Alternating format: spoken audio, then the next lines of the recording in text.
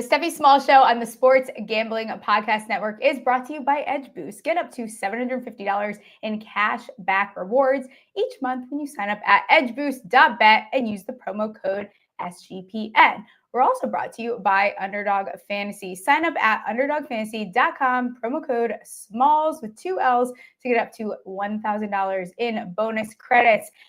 And Augusta is here. And SGPN is back with Splash Sports for a big contest, up to $30K in prizes, and it's only a $25 entry fee. So get in today at splashsports.com/SGPN. Shaking that ass, shaking that ass, shaking that ass. Rose gold seat on a fucking helicopter, double C, no Chanel, cause she's bad, bad, bad. Ride it, have a socket, I can cup you a new Rari, let you ride it, then you rap, and you're bad, bad, bad. No plan, no Atari, I won't play with you for nothing, I can eat you like hibachi, cause you're bad, bad, bad.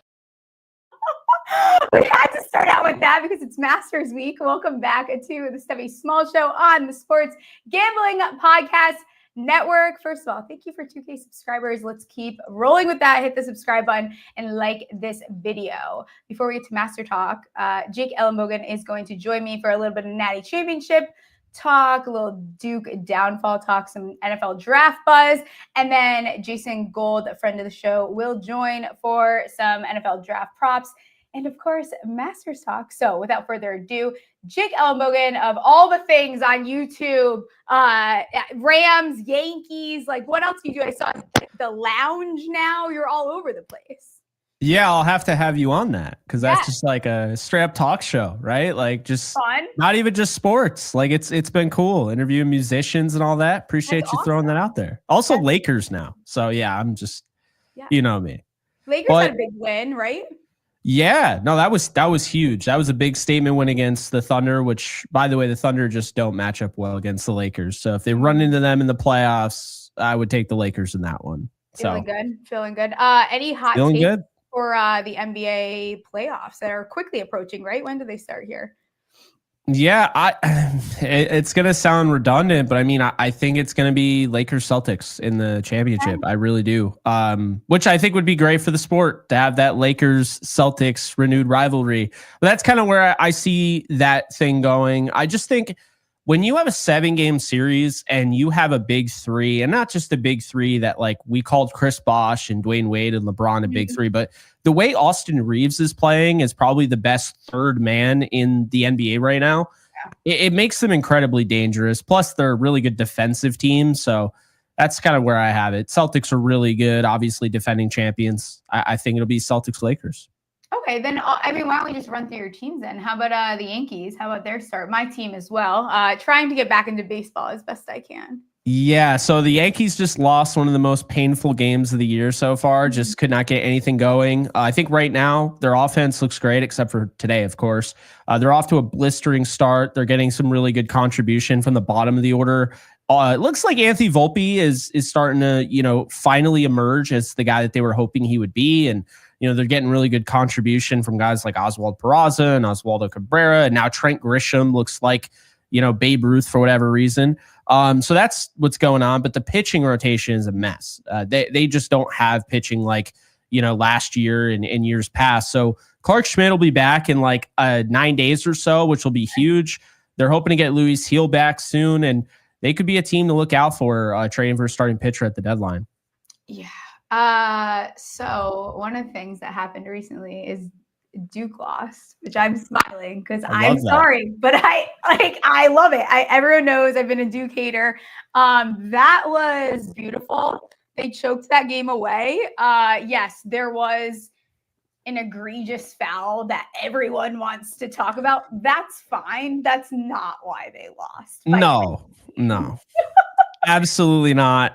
I'm a Kansas fan, so I don't like Duke myself. You can see the Jayhawks thing is cut off in the back. But look, I give all the credit in the world to Kelvin Sampson, who I think is becoming, if not the best coach in the sport. He's one of the top 3 best coaches in the sport. Just the command that he has of that group. And keep this in mind. I think some people forgot this. I know it was brought up a little bit, but I want to say it on your show in case people don't realize. They lost a guy who's in the NBA right now, Jamal Shed. He went down with an injury last year in the Sweet 16, and they lost to Duke. Houston did. And if they had Shed, they win that game. So this was kind of like a karma thing where it's like, all right, well, we lost Shed. And it's like, oh, if only we had Jamal Shed. Well, guys like LJ Cryer stepped up, and I thought just Houston, to me, is the best team in college basketball. They play in the best conference. I know SEC has 30 schools now, but I really believe the Big 12 is the best conference. And I think when you look at Houston, this is just great value in my opinion, because they should clearly be the favorite tonight. And I feel like if you're betting on this game, Houston is great value because they do everything you look for in a championship team. When you're trying to win games, you're trying to come back into games, you kind of have that small margin for error. Well, what does Houston do? Well, they absolutely kill it from three, which, as we've seen, teams that can shoot from three are deadly. UConn, for instance. But then in addition to that, when they don't hit their threes, they're one of the best second chance points teams in the league. So, this is a great defensive team, probably one of the better defensive teams. 7 of the last 8 years, Kelvin Sampson has had a top 15 defensive efficiency, rated team. So always defense on their mind. They shoot the three ball, they rebound, and Florida doesn't make their free throws. Houston's had a hard time getting in the line. Well, Florida's going to make it easy on them because they're about one of the worst teams in the league as far as putting, guys on the line. But I look at LJ Cryer in this one versus Walter Clayton Jr. Walter Clayton Jr., it's going to come down to him on Florida. I look at LJ Cryer, 42.7% three-point shooter. I think Houston's got this, Steph. I really do. I took them 72-66. Yeah. You know what? Florida's just they've become a social media team, and I'm not discrediting what they've done this season by any means, but they're definitely the public favorite for sure. I like Houston quite a bit. I think that Florida being the 1.5 point favorite, granted, that's not a big favorite. So, you see public money coming in on Florida, which I'm not surprised about. Total sitting at 140.5. Thoughts on this? Florida's games have gone over the last 5 straight. I believe Houston's 1-5, which again, credit to their defense. It's a piece of that. Any thoughts on this 140.5? Yeah, I don't like it. I know. It's because I have them. So technically I have them at 138, because 72-66. But I just think with Houston, we've seen them. They can be absolutely stifling as a defense. The thing about Walter Clayton Jr. is that, he went up against some really pretty good defense and was able to still make his shots. And this is already a team that has proven, they got to the championship game. My thing with Houston is this. Everyone was talking about, Kelvin Sampson in Houston. They do a nice job until they get to the Elite Eight and they can't get to the Final Four. Well, they got past the Elite Eight. They got to the Final Four, and now they're going to the national title game. And I just think you see it, right? You see when you're able to get over the humps, you get the monkey off your back, it's like you're playing without any sort of stress. But in addition to that, Steph, you're betting on the team that is probably the best crunch time team that we've seen in quite some time. So, give me Houston in this one. And I wouldn't be surprised if they absolutely stifle Florida. But I think it's still going to be a close game. I think you just have too much talent there in Florida where this game will be close. It won't be like San Diego State versus UConn, a few years back. But I think it'll be a fun game. I think this is Houston's year. And I felt that way back when they played Kansas in a game where, my Jayhawks really controlled that game. Mm-hmm. And then down the stretch, they made this crazy comeback. They put it to 2 overtimes and they came away with the win. And they credited that. They said the Kansas game was a big reason why they were ready for the moment against Duke. Like I said, I do believe the Big 12 is the best conference, no matter SEC could have 60 teams. I think it's quality over quantity. And that's the thing where when I look at the Big 12, I think they've prepared Houston for this moment. 35-4. Yeah, give me the Houston Cougars in this one. I'm just gonna put it out there though. I am so fucking tired of these games being so late. I'm not gonna lie to you. Yesterday, seeing the UConn girls, which congratulations to them, from Yeah, that today. was It's a very big part of my childhood with watching with my grandma. But like watching that game midday was beautiful.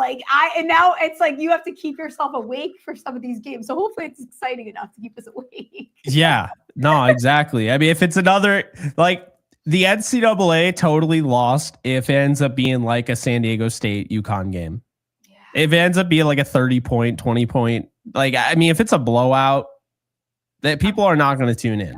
Yeah. So one of the players that has become like one of my favorites to watch during this tournament has been Juwan Roberts. I gave him out on his rebounds, which hit at 8+ plus 146. He had 12. He's averaging like 8.5 the last 4. It's a little skewed because it was like 12-2, 12-8. So I recognize that there was a 2-rebound game in there. But if people are interested in this, and this is all I'll really give out for this game, trying to find something, to bet on and have fun with, the over 6.5 is -140. The 10+ is +310. And if you want to take it all the way up, or that the 10+ is 310, and then the 8 is +120. So it depends which direction you want to go. Did I sprinkle on the 10+? I very much did. The 12+ is +780. I might not get that crazy in this game, but I like him to go over at least his line there at the 6.5 rebounds. I think he's going to play the best game of his career. So if he ends up with like 16 rebounds, don't be surprised. This is his last game. He's a senior. He graduates. This is his last game. I think, and that's another thing. It's just a very like senior heavy, like veteran heavy team. I don't know if you can, but if you can find LJ Cryer's 3-pointers, I mean, this guy shoots 42.7% from 3. I feel like he is going to absolutely go off tonight. Yeah. Because another guy, senior, this is his last game of his career. You saw what Caleb Love did, like with the chance that was their last game too. So these seniors, when they have that rush, like this might be it. Like when you're, especially a situation like this, like you're in the natty. So everything you can give and leave on the floor. Yeah, he had 26 against Duke, shot 66% from 3. I think, like, when in doubt, like, I've looked at Houston and I've watched them. I feel like they'll want to run this offense through Cryer. And he's obviously the leading scorer. He's had some games where, like, he had 5 points against Purdue. His shot wasn't falling. But then you look at Gonzaga. He had 30 points against Gonzaga.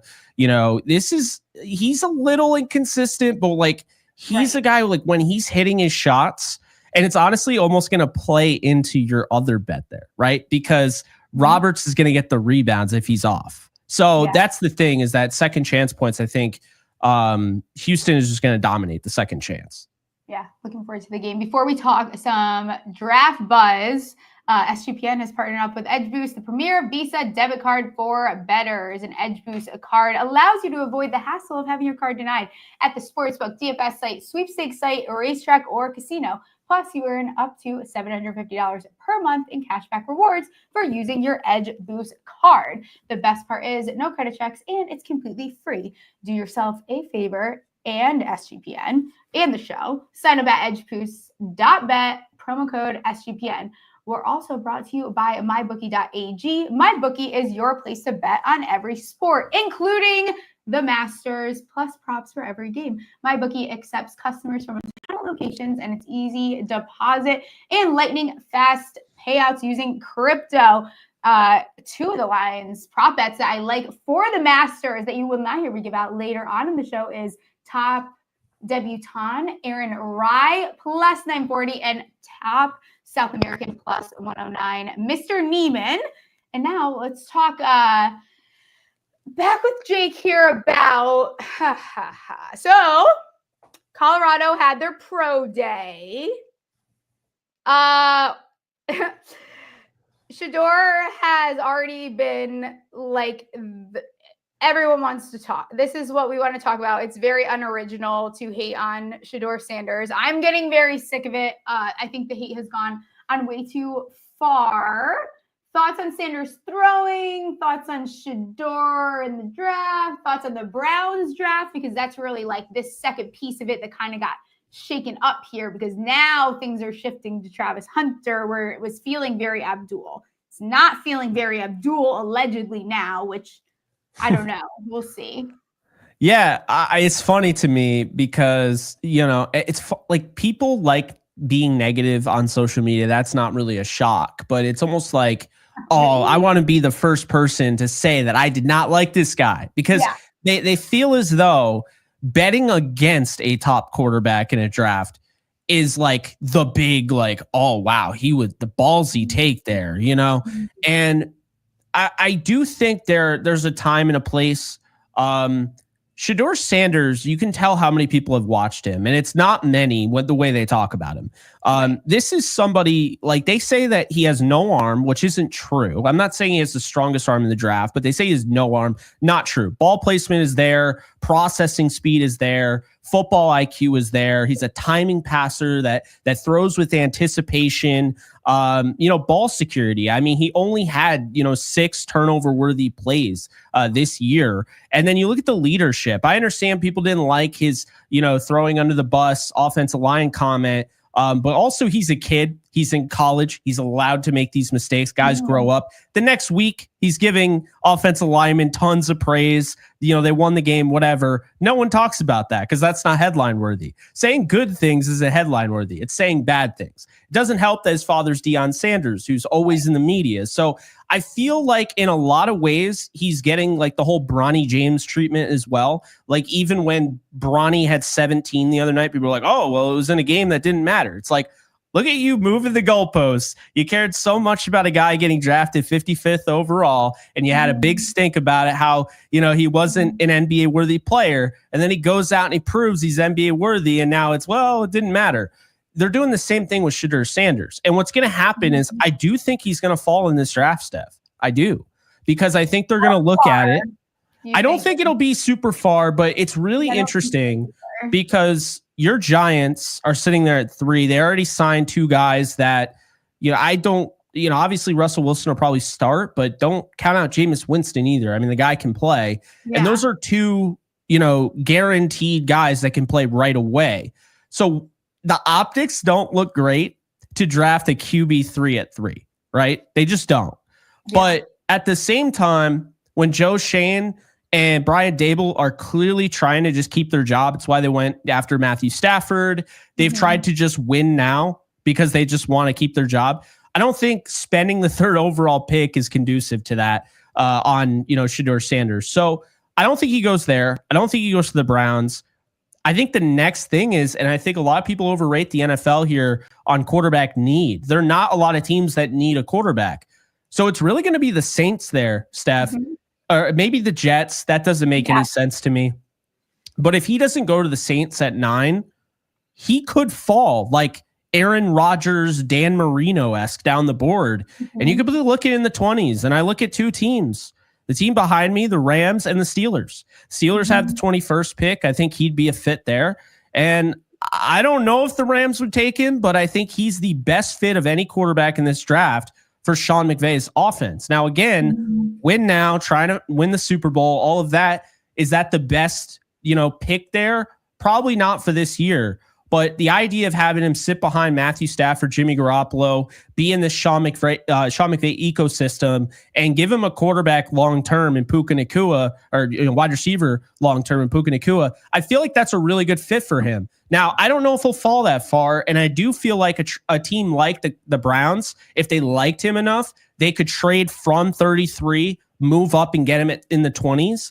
But I don't know where he's going to go. It's really going to be dependent on, does he get out of the top 10? Because if he does, that could be a long fall, Steph. That could be a long fall. But this is a good player. This is a guy who's tough mentally, physically. And I compared him to Teddy Bridgewater. I think, before Bridgewater got hurt, I mean, this is an intelligent quarterback, tough quarterback, makes great reads, limited arm strength. Okay. But if not for the injuries, I mean, this guy was a rookie of the year guy.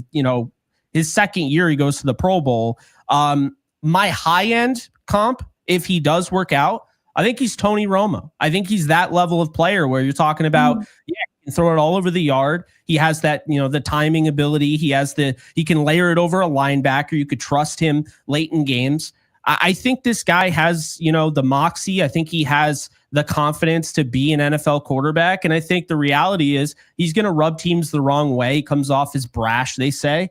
Well, certain guys, when they're really confident, that's just how they come off. But no, I think he's a really good quarterback. And I think whoever gets him is going to get a franchise quarterback. Yeah, I think, it's interesting because, I agree in the sense that, is he a top 10 draft pick? In this draft, I don't know, kind of. I feel like I don't, I'm not going to argue with a team taking him in the top 10. If we're talking another draft class, am I feeling the same way? I don't know. His draft position sitting at 8.5. The overs, heavily juiced there. So right now, I believe he falls. I think that if he falls past the Saints, which I've been saying this for weeks, they're the team to watch out for. And now the odds have shifted in, maybe they end up taking him, maybe they don't. I don't know if it really makes sense. And I don't know if the Saints are really a proactive team. I don't know that they draft thinking towards the future as much as some other franchises do. And I'm saying that in the nicest way I can. I don't lose any Saints listeners. I just don't think they're that productive, that proactive team to go ahead and draft him there. So I think if he makes it past the Saints, I think Joe Schoen is going to make an effort because they've been following him around for 2 years. I think he's going to try to get back in. If the Browns don't get back in, I keep an eye on maybe the 49ers. I can see that. I think that's a good, swap spot for maybe it's not, the Giants, maybe it's the Browns, but I would be surprised if he falls. I went back and I looked at some historical draft position lines for some other quarterbacks because I think it's really interesting. So Sanders is at 8.5. I'm going to give you a couple to guess and I think I'm going to surprise you with some of these. Okay. I don't know if you know last year. So Bo Nix, do you remember him? Yes. He was he 11? Yes, but he was 32.5 was his line set at for. I never bought into him going that high, so I was totally wrong. I thought he was the second round pick. Bo Nix was the same. JJ McCarthy's was 5.5. He went at 10. Yeah, that was too early for me. The class that shocked you the most. Guess what Levis's was set at by Vegas? I'm gonna say it was top 15. It was 6.5. Okay, it gets better. Yeah. Malik Willis. Oh, that was top 15. 13.5. Yep. Yeah. Kenny Pickett. I'm gonna say 23.5. It was 16.5, so not horrible there. Okay. Desmond Ridder. Desmond Ridder? I don't know, second round, right? I mean 30.5. What? Uh-huh. I liked Ridder, but I know, man. but not like that, not that much. And then Matt Corral. Oh, that's interesting. I mean, since you're talking like that, I'm gonna say 31. He was 33.5. That's insane. So that brings me to Jackson Dart, who right now is sitting at 24.5. Oh, good Lord. Where are you at with Jackson Dart? I like him as a third round pick. I do not get the hype. I see a guy who is very much enjoying playing with Lane Kiffin. I believe, if I'm not mistaken, Lane Kiffin recruited him at USC. If I'm not mistaken, I might be mistaken on that one. I saw them taking pictures the other day working out together. So yeah, that was a little that was a little weird. That was something. Look, Jackson Dart, he can move. He doesn't like to move. I've never really seen a quarterback look so comfortable, and that's not really a good thing, okay? I don't want him to be too comfortable, where he's just standing there, doesn't really step into his throws, doesn't really drive his throws. I don't love the decision-making. I don't see the deep ball, dominance like some people are talking about. I think he's got an average arm. I don't think he anticipates well. I don't think he reads the full field. I have a comp of Will Grier on him. I liked Grier coming out of West Virginia. Mobile, experienced quarterback, had some good short and intermediate accuracy and could throw the deep ball. But I didn't ever see him being like a top franchise quarterback. I saw him as kind of a developmental guy. That's what I see here with Jackson Dart. If you take him in the third round, cool. But in the first round, I mean, he is nowhere near the level of Cam Ward. He's nowhere near the level of Shedeur. And to be honest with you, I'm way more enticed by Kyle McCord of Syracuse and Jalen Milroe of Alabama. Okay, so Milroe just got invited to the draft. He did. Which is interesting. And especially after you go back and you look at what happened with 2022 and even the way that Vegas set these lines, right? So, yeah. I mean, anything could really happen with Dart. Did the Steelers take him there? I don't know. Like they've done something like that before. I'm not really a Dart girl. I don't know if that's just because his face irritates me or what. I just can't do it. I'm going to be really upset if he is the Giants quarterback in the future. I will just not. Be if you get him in the third round, I think that's good value. Yeah, but, in the second, I think I can be calm, but I cannot be calm if we take him in the first round. But you mentioned Matt Corral, and there you go. That's my issue. I mean, and it's the same thing. It's hard when you look at a Trey Harris, wide receiver, right? Oh yeah, he looks great on film, but he's only running vertical stuff. They're not really, you know what I mean? It's not really a super nuanced offense. It's really good for the college game, but Lane Kiffin, that offense is not guaranteed to translate at the NFL level, and Matt Corral really suffered because of it. So that's my gripe on that. But you mentioned Milroe. This is how I see it. Okay. I don't believe Shedeur Sanders has elite traits. I think he's got good traits, really good traits. I think he could be really good. You don't need elite, but there's only two guys with elite traits in this draft. It is Cam Ward, who's going number 1 overall, and it's Jalen Milroe. Jalen Milroe, if he figures things out, and by the way, I don't like the comp when people try to say he's Anthony Richardson. Okay. He's nothing like Anthony Richardson. Richardson could not throw with anticipation. He could not layer it over a linebacker. I see this guy and I'm like, Milroe gets a bad rap. I feel like he throws with way more anticipation than people give him credit for. I think his decision-making is better than people give him credit for. Does he have room to grow? Absolutely. So his best fit would be behind a clear starting quarterback that's getting up there in age that you can move off of in 2 years. But he's got a massive ceiling, Steph. Massive. Quick release, quick trigger. He's durable. But then this is how I would describe it. He's got the clutch gene. We saw him in the big moments. Crazy play. I think it was against Tennessee. We've seen him do that. He's got an elite arm. Elite arm. He's not one of those running guys. That's the thing that's kind of annoying is people just think that he's got that. No, he's got an elite arm. He can make a 60-yard throw. He's got great zip on it. All of that. The thing about him is if he works out, you got Jahmyr Gibbs in a franchise quarterback's body. Think about that. How dominant he could be. You think about the implications of that. And now teams have to adjust to that. So it's only going to make his life easier. It's the same thing I said, Bryce Young at Alabama. I mean, he didn't really run that much, but if he runs more at the NFL level, they'll have to respect his legs. And then they put a spy there. And then when they put a spy there, you can do some different things and throw off a defense. My comparison to him is Justin Fields. I think he's got a better arm, and obviously I think he's faster, but it's kind of a play style there that I like. And to be honest with you, it's Milroe. He could go really early if a team is confident and comfortable enough and they feel like they have a good plan. The thing with Milroe is he's likely to bust if he goes to a bad organization. You have to have a plan in place for him. He's not just a plug and play guy. He's going to take a couple of years. But I think if you give him the couple of years to learn the NFL game and process it, I think this guy could be special. Yeah, it's giving Steelers a little bit. I'm excited to see what his lines come out as. Before I let you go, let everyone know where they can find you. And we'll have to get you on closer to the draft so we can talk through a little bit more of these prospects. Yeah, absolutely. You can follow me at Jake Ellenbogen on all social media. I got all sorts of stuff going on, Rams content, but I just put up my Trey Amos video, breaking him down, cornerback from Ole Miss.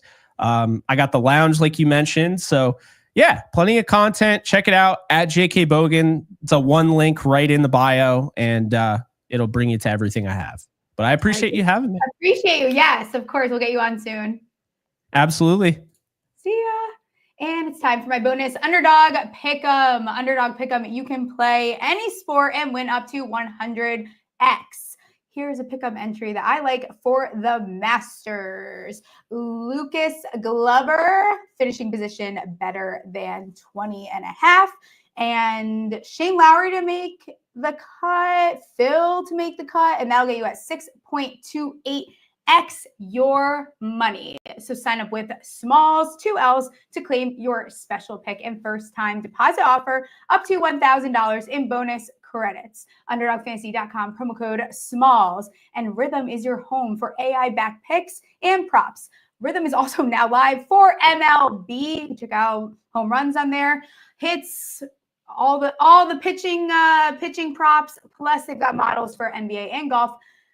Picks so good it feels like cheating. Sign up today for a 7-day free trial at sportsgamblingpodcast.com/rhythm. And finally, someone I haven't had on in so long that I miss dearly, my good friend, Jason Gold. Hi. I can't hear you. You're muted. I can't wait to hear your voice. Hi, Smalls. How are you? It's been a while since I've been on the show. I forgot to unmute myself. I know, you're like, it's been a minute. I see you have your Masters green on. Yes, I do. And I got the flag right behind me, too. I'm ready to go. You do. Okay, before we do that, let's talk a little bit about what NFL draft props you bet already. Because this is like, you and I love this. This is what we thrive off of the NFL draft. NFL draft props my favorite time of year. Honestly, I was talking about this with somebody last night. 3 favorite days of the year: NFL draft, week 1 of the NFL, Super Bowl, in that order. Yes, so yes. NFL draft is like my favorite event of the year. So yes, I love gambling on it. The one that we did in person is memorable and stuck in my heart forever. It was the most fun I've ever had during a draft. Forever. There may have been too many drinks consumed. We had so much Fireball. So much Fireball. I can't wait to run that back again at some point. But yeah, NFL draft. Let's talk about it. Yeah, what have you bet already? Like, I don't even know where you're at. I don't even know how you're feeling about any of this. So I've been betting since February 12th was the first bet that I made. I have 15 bets or so. Most of them have been following kind of the Cam Ward situation. I have a lot of him to go number 1, anywhere from -130. The last one I bet was -700. And Tennessee to have the number 1 pick because I didn't think there was any way that they were going to trade it. So there's a lot of bets on that. Let's talk about the stuff that I've bet recently because I think it's more interesting and applicable to people out there. Yeah. Armand Membu over 6.5 on his draft position. The way that I see the board falling right now, I don't think that there's a way that he goes ahead of the Jets at number 7, which I think is actually a pretty likely landing spot for him. Yeah. The mocks that I'm tracking seem to fall in line a little bit. There's a chance maybe with New England at 4, although we'll talk about them in a second. Jacksonville at 5 is also potentially interesting, but I think that 7 is the spot for him. Over 6.5. I bet this is -180. It's now -220 to 230, depending on where you're looking. I like that one. And then the name that keeps popping up, if you're reading Albert Breer, is Jalen Walker. Keeps popping up. And there's a lot of news about him potentially being a pair with the New England Patriots at number 4. Now, I don't know in this situation if he'd actually go number 4. So I kind of like playing New England's first pick to be linebacker first. Yeah. That's plus 1,500. Everybody has them drafting an O-lineman, which is definitely possible. But given that we kind of know the top 3 picks at this point, right? It's going to be Ward, and it's going to be some combination of Travis Hunter and Abdul Carter. And we'll talk about, I want to get your take on the Giants here. Yeah. It seems like those are going to be the first 3 picks. So it leaves New England in this precarious situation where there's no blue chippers left. They don't need a quarterback. Can they trade down with someone that really wants to come up and get someone else? Do they want to take Jalen Walker there? But anyways, for New England to draft a linebacker first, plus 1,500 is a bet that I really like. And right now I'm just kind of trying to figure out long shots that I think could potentially happen. I'm not trying to hammer stuff really. I'm not following the Schefter news. I'm not trying to like get down a lot of money on Travis Hunter, number 2. I want long shots right now. So stuff like Carolina first pick to beat a tight end. I know that they keep talking about defense, but Tyler Warren as a potential playmaker for them. There's not a wide receiver that they can take there. That would be special. So let's get the best guy in the door, Tyler Warren, plus 1,400 right now for Carolina's first pick to be a tight end. Yeah, I gave out them to take a wide receiver because I don't know. I'm just thinking like head coach kind of likes big body receivers. Do they? I don't know. know. It's such a Carolina move to kind of take like a McMillan a little bit there. I don't. Who's a hate bigger the body numbers. wide receiver than a 6'6", 250 Yeah, exactly. But you're right. Gronk Yeah, prototype? that's like big braining it. I didn't even big brain it that far. And I mean, that guy played. Tyler Warren played quarterback this year. He played wide receiver. He played running back. What's his draft position at? Now I'm like 9.5. Hold on. No, you might have to be. Yeah, I mean, the Saints are also interesting for a potential tight end there. Mhm. I actually there's a chance that I don't know what New Orleans is going to do. For me, like, there's two big tier breaks here. What is New England going to do from 4? And then what do the Saints do at 9? Because Shedeur Sanders is going to be sitting there, I think, at 9. I like his over 8.5 for the record. I bet that this week. Yeah. So if they don't go Sanders, would they trade down for someone that wants Sanders, or do they go a different direction? They need defense, but they also have Kellen Moore that just came in there. And where's Kellen Moore had the most success in his career? He's had it when he had Saquon Barkley, and he had it when he had Zeke Elliott. Did you watch my show last week? I didn't, but Ashton Genty to the Saints at number 9 makes a lot of sense, and we're connecting dots here. Yes.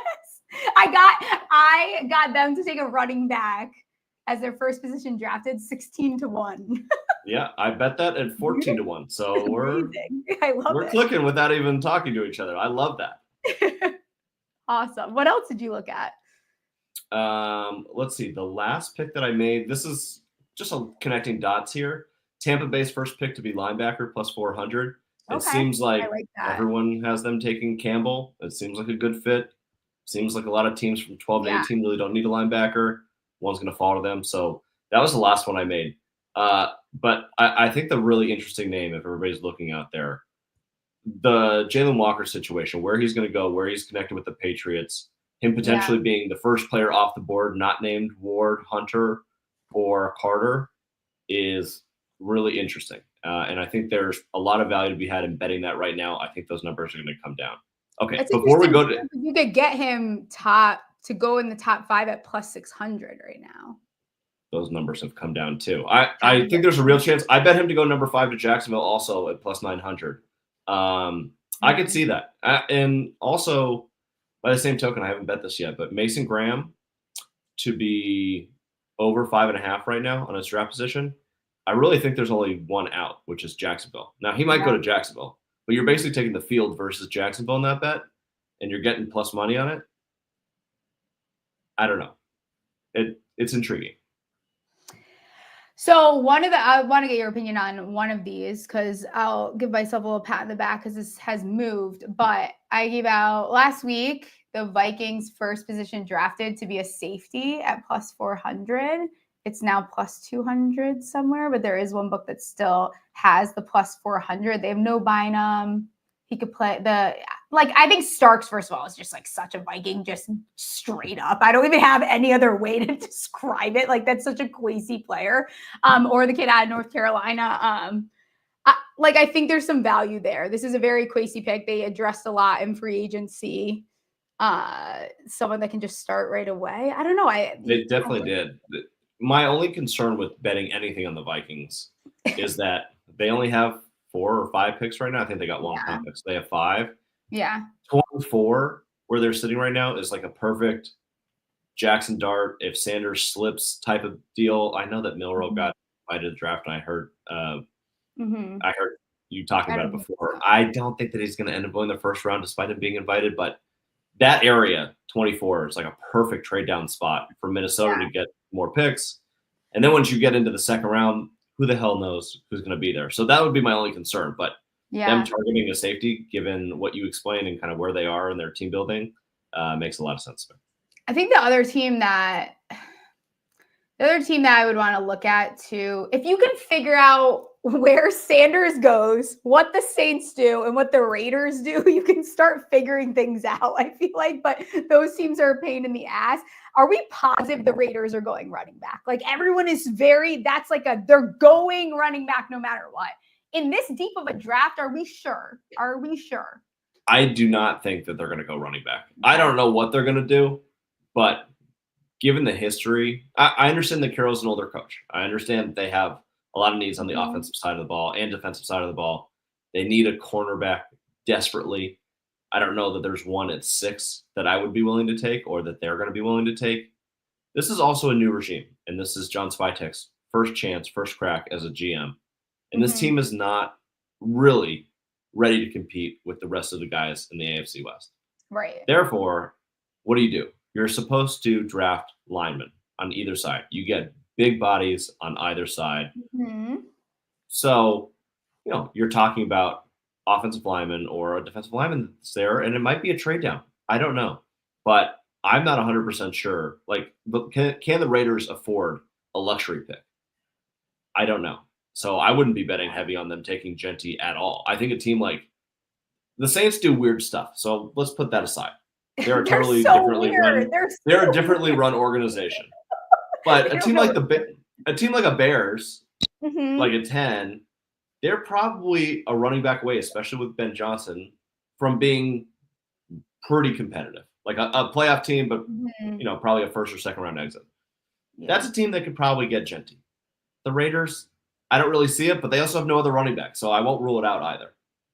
Yeah, and I mentioned it last week too, but I don't know if you saw the clip of Ben Johnson talking about Warren, and he really, really, really likes him. So I don't know. I don't think they'll actually go Warren there, but like the way he was talking, I wouldn't cross it off either. I could see it. I could totally see it. That would be Caleb Williams' best friend. And the way that he can utilize Sam Laporta, could totally see him wanting to do that. And they have a lot of other positions solidified. And Cole Kmet's not going to stop you from drafting Tyler Warren, despite the fact that he's making $12 million a year, which is egregious. But I could see that for sure. Yeah. Any final draft thoughts, bets before we talk about the Masters? No, I think I'm looking at my sheet right now. That's pretty much all I bet right now. I'm tracking the 2-3 situation, which I want to talk to you really quickly before we get to the Masters. What's your take on where the Giants are right now? I think it just depends on the Browns. I think that they will take whoever is remaining, but I feel like I can't say super confident. I do believe that if Sanders gets past the Saints, Joe Shane will be aggressive in getting back into the first round to take him. Gotcha.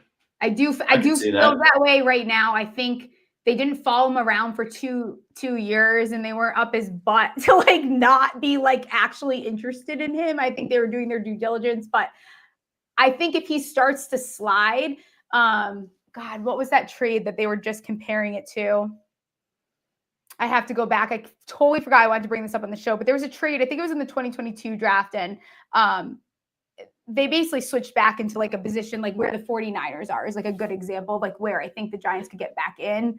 But I don't know, they have a high second round pick. I don't think it would take a lot to get back in. Does he keep falling? I don't know. But after the Saints, where else is he going to go? Yeah, I guess the Steelers, but they'd have to probably trade up. Yeah. I don't know if they can risk waiting to 21 for him to be there. And we still don't know what the Rodgers situation is going to be, but that's the next logical spot. I don't know if there's a team. I saw someone mentioning this earlier. Teams that are maybe unhappy with their quarterback taking Sanders, but he's not good enough for that. Someone was mentioning, would Arizona be a spot at 16? Are they fed up with Kyler? They're not doing that. So it has to be the Steelers. I think there's some plan. All this Giants Sanders connection that's been in the media, it's not for nothing. Whether that they're able to pull it off, I don't know. Do they know that they can get him somehow? I don't know. I don't think they're taking him at 3 though. Yeah, I feel pretty good about that as well. I think it's more likely that the Giants end up. It might trade up, but I don't think it's going to be for Sanders. I feel like it's going to be for Dart or Shuck. Maybe I don't know, 28 or something like that. Something late in the first round. Yeah, I guess it depends. But if Sanders gets past the Saints, he's looking at falling. Yeah, for sure. You're cool with if it ends up being Carter? It doesn't matter about Thibodeau or whatever. You just do it, or I'm cool with it. I think I would rather have Hunter if it was me choosing. But apparently the Browns don't know what the fuck they want. So the Browns need to follow what I want. They need to just take Carter and be done with it. would you think that the Giants would consider, if it's Carter there available at number 3, that they would do some sort of, I know that Shane and Dave will have to win this year, but would they consider a monster offer from, say, like Carolina? Maybe. Like, here's your first round pick, 8 overall, second rounder, and a 2026 first to move from 8 to 3. Maybe. I think that they'd at least listen to the call and have a conversation about it. I think so too. I know there was some talk, and again, you can only listen to so much. I have to like really tap into what the rumors have been. I know there's talks of like the Patriots beat, like there's all these talks of teams wanting that pick, because do teams want Abdul? Like, of course, the Giants, anyone could use Abdul. Are the Giants the most needy for Abdul? Like not entirely compared to some of the teams right behind them. Yeah, I mean, I'm sure that New England would send an offer. I just don't know how much they would add value on top of just swapping 4. Yeah. But I 8, think I mean, knowing Shane though, like it reminds me of the Kayvon Evan Neal year. Like I think he'll just take best player available. That would definitely be Carter. So I think that's kind of where you're going to end up. For your sake, I mean, Hunter and Sanders like late in the first would be. That's like so much fun. It would be so much fun. I'd be able to watch games and just like at least, and then like Jameis just like saying prayers on the side. Like I just want that really bad. The problem is Deion's going to be your coach in 2026. Okay. If that happens. That's fine. I'm just at this point I'd like a little bit more entertainment to be able to watch games. All right, let's move over to the Masters. Yeah, let's talk some Masters. Have yet to do that yet. 2025 Masters. Where'd you go outright wise? I have not added. All of my outrights were futures bets. So I'm going to preface this with saying it's Monday. I haven't placed not a single bet on the Masters. I have no futures. So I'm going to do it the right way to do it, though. I'm going to do it along with you right now. Well, no, this is called having 2 kids under 2 and forgetting That's about fair. The futures market and dealing with football. Anyways, I want to start with a guy that you used to have a show with, our friend Spencer, who is fantastic. He has the 7 Deadly Sins article that's out on Rotoballer. He's hit 7 of the last 7 years, has been one of these guys that have been left on his sheet. I think it's really interesting. So there's 16 players that he has left that basically check all the boxes of guys that can win this week. I'll read them off to you. I'm going to read them one by one, and I just want you to give me a quick yes, no, if they can win the Masters this year. Okay. So we'll nail it down this way, all right? Scotty. Yes. Colin. No. Colin. No. Okay. He's a loser. He is going to be a popular pick. I personally I'm out. I think he's a round 4 loser. Okay. Xander. Yes, actually. Brooks Koepka. Yeah, I guess I'm not enthusiastic about it. All right, so it sounds like we're Scotty and Xander right now. Cam Smith. Yes. JT. No. Jason Day. No. Spieth. That's like I'm gonna say yes every time. So yeah. All right, now we're going to get to the non-major winners. This is an interesting list. Robert McIntyre. People like him. I don't think he's winning the Masters, no. Minwoo Lee. I have outrights on. I have an outright on him, so I would love that. Yeah, I mean, he just won the Houston Open. He's great off the tee. He's also really good on fast green. Yeah, I think he could win. All right. Patrick Cantlay. We know what you're going to say. Never in a million years. Yeah, no, bye. All right. This is the guy that I hope wins it. Not that I'm going to bet him, but Keegan Bradley. I would love for Keegs to win. Corey Connors. No. Russell Henley. I'm out because of how public he is this week. I'm out entirely. And then Byung-Hun An is the last one on his list. Is that Tom Kim? Who is it? No. Which one? Benny Ann? Which Ann? Yeah. Is it Benny? Yeah. He rates out pretty well for me, but I don't think he's winning. No. All right. So you've nailed down this list pretty far. So I kind of know which direction you're going. But I think that's interesting to consider one of those 16 guys, given that Spencer's list is 7 for 7 in the last 7 years. The guy on this list, obviously, there's 2 that I'm Wait, surprised Rory that are isn't not on that? Rory's not on it, all Okay. because of his putting. Basically, one of the 7 deadly sins at Augusta is that you have to avoid 3 putts. And despite the fact that Rory's putter has been good this year, his 3-putt avoidance is terrible. So, and given the greens and the situation and his history of horrors there, he's out for me. I can't pick Rory this week, despite the fact that everything else lines up and he's Rory and he's playing out of his mind. And this is the best form he showed going into Augusta, perhaps in his career. Yeah. But I'm out on all Rory bets this week. So that means I will be betting against him head to head. Now, there's some other guys that the live situation is kind of interesting here because there's some guys on live that I really like this week. Patrick Reed, top 20 is a lock. I will bet that. I'm really interested to get your take on Joaquin Niemann this week because he's someone that I'm circled the entire time that I wanted to bet on, but I'm not sure where it is right now. Yeah, I'm with you on Patrick Reed. I bet him top 30 plus 130. He was also in my Make the Cut parlay that I did earlier. My thing with Niemann, and I gave out earlier him top South American. He might be a little bit of a darling like a social media darling right now. I think that he is playing the best on live and the best that I'm still so upset that he left the PGA Tour. I think like I will get there at like a top 20, but I'm probably not betting him outright. All right. So who are some of the guys that you're really looking at this week? And I can either help you or hurt you. Okay. Well, here's the thing. So I will go through my outrights just forever. I won't like do a whole whatever on them, but Ludwig, I hate it now. I just got a good number on it. So he is one of my futures bets. The last time a winner missed a cut the week prior was 2009. Ludwig, done. He missed the cut last week. It's out. We're out with him.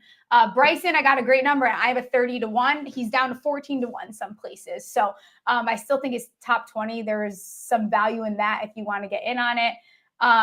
Spieth, I bet this like way too early and you can get a better number, but I have a 32-1 on him. I'm pretty sure there's 35-1s. His top 20 is plus 110. Cam Smith, I cashed out my 45-1 that I thought I was smart and I took him 66-1. I think that's a really good number. For some reason, people hate him. I don't understand what it is with Cam Smith. He is great at the Masters. His last 5 appearances, 4 top 10s. He's at 5 and 8 appearances. His top 20s plus 190. He won the Open. He's a great scrambler, great putter, honestly. And he's 4th in total strokes gained at Augusta in the last 24 rounds. Like he plays well here. There's a lot to like. Minwoo, I have a 60-1 on him. And then I have Big Titty Sepp at 100-1. He's at 50-1 now. And then I have an Akshay 120-1, which I also think is dead. Akshay, I could see happening. Lefties at Augusta. I could see it. I like a lot of those guys. I'm looking at 2 key stats here. So they said the last 10 Masters champions have been 2.17 strokes gained per round heading into the tournament for the season. So the guys that kind of are around that number right now are Morikawa, Rory, Scotty, Henley again. That name keeps coming up, and I'm making very interested in doing something with him.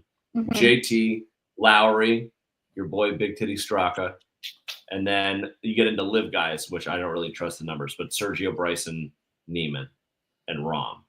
So of those guys, I mean, talking about guys down the board a little bit, you know, Russell Henley kind of sticks out to me like a sore thumb. He's a Georgia guy. I don't know. He's someone that I'm probably going to play top 20, and I might take an outright on. I don't like that he's as popular as he seems to be this week, though. Yeah, I just hate like those type of guys when they start to get popular. And, you know, even you mentioned Lowry, who I love this week, starting to get popularity. But unfortunately, like we all consume the same content. So like people are going to see the trends and the articles from people and you do the research yourself and then people are going to pop. So I like Lowry, his top 20 plus 115. I bet over the weekend, I believe it's down to plus 110 now. He's been quite good his last couple appearances at Augusta. His first couple were brutal in his career, but he plays well in majors too. I mean, he's top 10 in strokes gained total in majors overall in the last 5 years. He's attached to every trend you can find. He's playing well this year. Worried about his putting, but he has putted a little bit better than what's baseline for Shane. I know that killed him last year. I'm pretty sure he bled like 8 strokes. Like he did something ridiculous putting. I don't know exactly what it was, but Lowry is another one.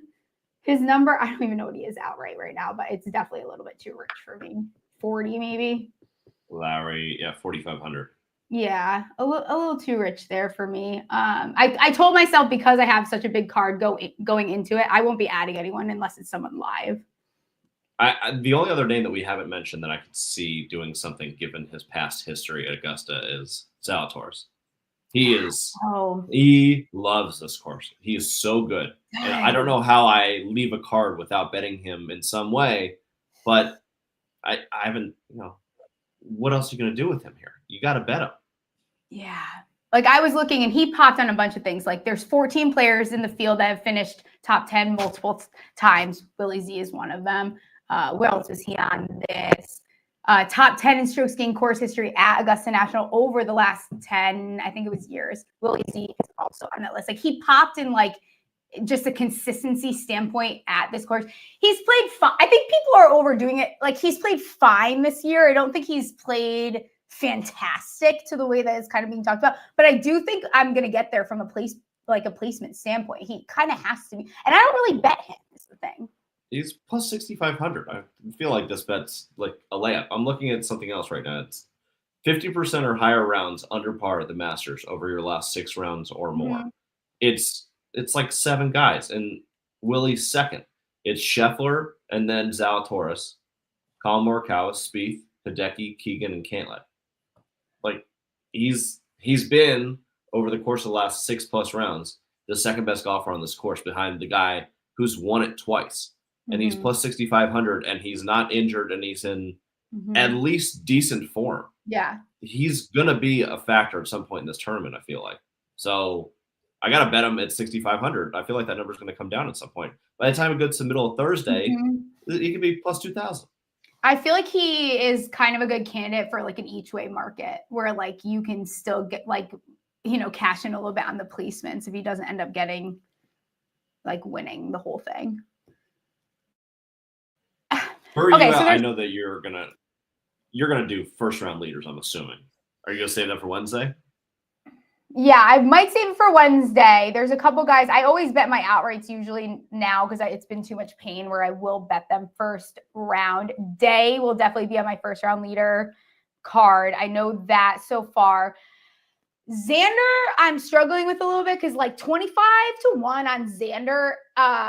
Like the approach was improved last week. He's still a winner. Is that a crazy number? I don't know. I think I'm going to revert back to my top 10 every week on Xander moving forward is how I'm going to address Xander. But it's like 25-1 is kind of crazy on Xander. I know he has not played well and I get it, but like I'm going to like teeter back and forth. I think I'll land on like a top 10 with him. You know who I really like this week?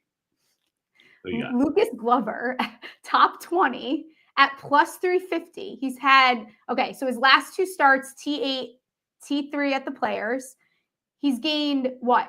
In those 8.6 total strokes, 12.6. Gained in every single like major like stat category. He's been absolutely striping the ball this year. Tee to green, has been great. It's like the last 4 starts, 19.3. Like absolutely ridiculous. He's accurate off the tee. He's had 3 career starts. Last year he was T20.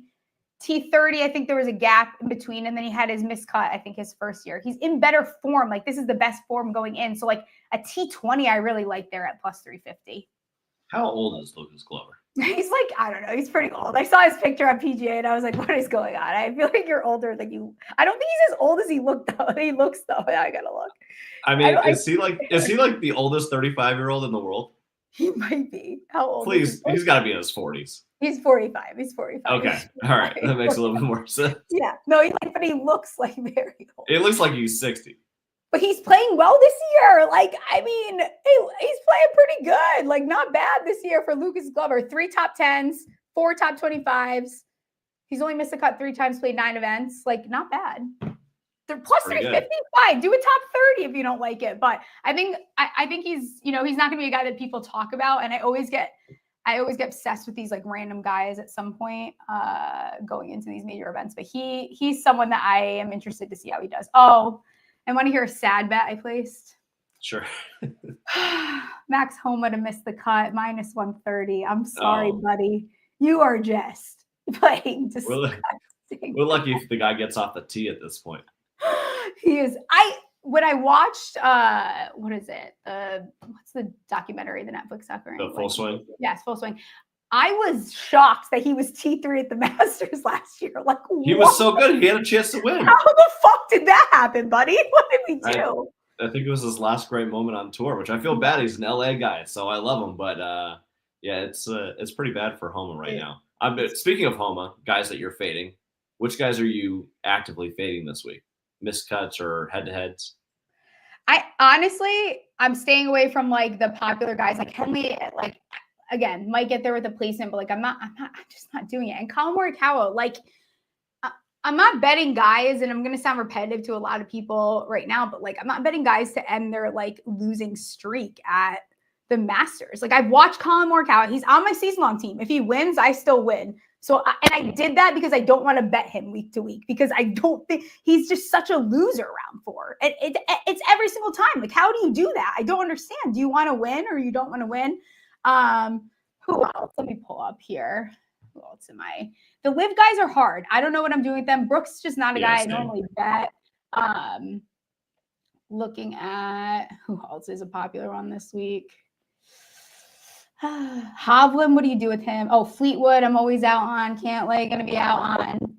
Hatton popped a couple times, but it's hard because you don't know what these guys are truly doing over there. Yeah, I feel like Hatton's one of the guys that I'm going to be targeting head-to-head to play against.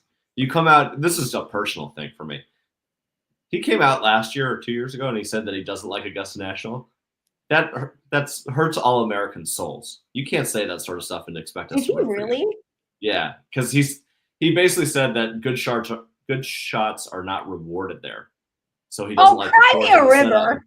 Exactly. That's the whole fucking point. So for that, I'm out, and I will be fading you aggressively this week. Is there anyone else that you will be heavily? I also like Phil top. I mean, he's always top 20 here. Yeah, as long as he's healthy, he ends up being top 20. I have him top 20. It was plus 330. Even his top 40 is plus 110. Like I like that to get a little action on Phil. He's playing really well. He was the 2023 runner-up. I know he missed the cut last year, but T21 the year prior to the runner-up, and he's playing well on live right now. He's been fun to root for. Would be a fun character, just to be. He doesn't need to be in the mix, but to be there. Dustin Johnson, like he's 130 to 1. Wow. Oh, Mav McNeely, he's a debutant this year. I'll probably be out on him. He'll probably be a little bit popular too. I think based on name alone, I have to bet him at some point. You do. Something. Yeah, just to make a cut First or something. Year, yeah, you kind of, yes, you have That's to. my guy. I think in terms of guys I'm trying to fade, I mean, how do you fade Rory? But I think that head-to-head market, at least, I'll be fading him. And then Rahm. I know that he always finishes top 10 on live, but he's done nothing special. Yeah, the meltdown. He's just weird. He's weird. So I think that I'll be fading him, at least in head-to-heads. Hopefully that I get you know what? I know that you hate him this week. I kind of like Colin in the head-to-heads versus at least Rory and Rahm. If I get, I don't blame people for liking Colin. Like for every reason, if you're not going to take one of the top guys, like I get it. I understand from all the like I understand why. It's just I can't. That freaking round 4, that guy turns into a mental midget, and it's not even that. It's just he doesn't do anything to win. He's just. It's like, let me just par my way to a loss. Like, what are you fucking doing? The API was pretty frustrating. Yeah, it was brutal. I think that there is going to be, and I don't know if this is a hot take, like, Scotty wasn't putting well last year and he won. Scotty's putting like fine this year. Like, I think that Scotty might at some point be undervalued, which is crazy to say, but I think there might be ways to like capitalize on it because of everyone being so heavily the other direction. I could see it, but I probably wouldn't wait, or I wouldn't do it before the tournament starts. Like, No, I would it would say be in tournament, very in tournament type stuff. like if Thursday he goes out and shoots 71 and he's 4 back, like that's the perfect spot. 100%. That's where you like start looking at his matchups, start looking at like even like he might be someone I get in on like outright, depending on what it looks like, which is what I've done with him now, like for so many tournaments if I am going to bet him. I will say this. I was just thinking about Rory. If Rory wins this tournament, I don't know if there's a way to bet this, but I'm thinking about it. If he wins this tournament, he's going to win by like 5 or 6 shots. He will not win a close Masters. No, he won't. I agree with that. It's kind of like the Super Bowl, like where if the Eagles were going to win, it was always going to be by 3 touchdowns. Yeah. Because they were not going to win a close game against the Chiefs. I feel the same way about Rory. If you get him into a 4th round where it's tight, he's going to pucker up. But if he's just going 67, 66, 65, he's just out there. Mm-hmm. I could see that happening. I think that's the only way he wins. My conspiracy too is I think his elbow is fine. I think that he said that to lower the expectations because he's such a little weenie. Like I literally think his elbow is fine, and I think he legitimately made that up so that the expectations would be lower. I can so see he that. He's so that type of guy. He's pre-excusing himself from not winning. Like he's literally thinking he's manipulating everyone already. It's good, and then it's gonna be like, whoa, my elbow wasn't exactly where I wanted it. Shut the fuck up. Oh my god. Yeah, I can see that. That makes sense to me. Yeah. Any of the 1st round leaders you think you'll get to? Probably not. That's more of a you market than me market. Yeah. I don't have the stones for that one, but I'm interested to see what you bet. I might tail a couple of them.